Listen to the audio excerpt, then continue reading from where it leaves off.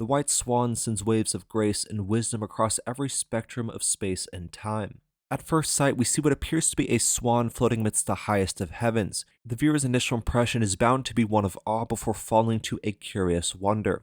Of course, the placement of the subject in center denotes it as the central and main focus of the work at hand. We see this reinforced even further by the lighter accents against the darker, starry night sky.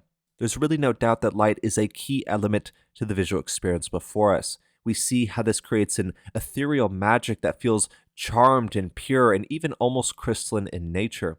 We also see the colors in this canvas, primarily an analogous purple-blue base, but upon this we have these reddish-pink flares which not only accent our swan, but give a bit of dynamism to the farther region of the work at hand.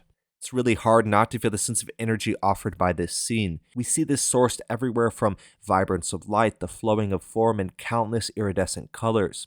With this in mind, how do you feel when you look at this work, or what comes to mind when you're looking at this piece? The setting of the scene appears to be amidst the highest of heavens. Within this cosmic atmosphere, we see many powerful planets upon a vast sea of stars. Yet even our subject as the swan floats above the sky itself. To live above the horizon means that you have reached the immortal realm of myth, legend, and sacrifice.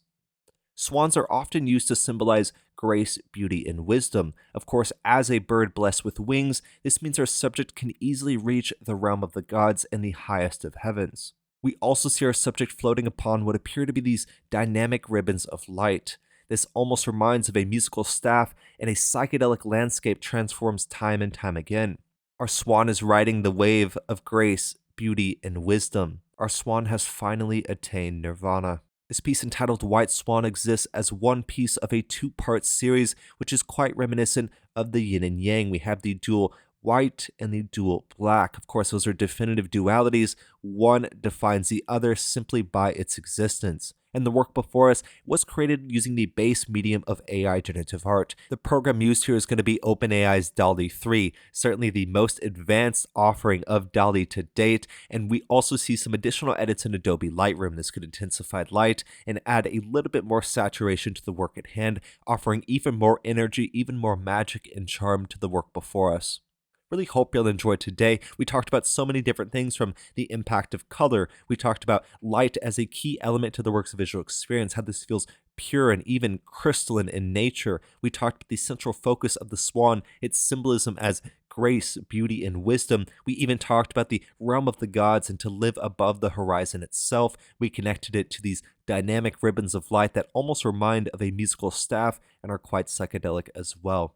Once again, really hope you'll enjoy today. If y'all did, go check out the original artist Proxima Centauri B, and go check out the other piece in this two-part series. Of course, today we looked at White Swan. Also check out the other work in this series entitled Black Swan. Once again, kind of like a yin and yang. One defines the other of black and white. Once again, really hope you'll enjoyed. If y'all did, go check out the original artist Proxima Centauri B. My name's Apollo. This was Apollo Art Analysis, and I'll see y'all on the next episode.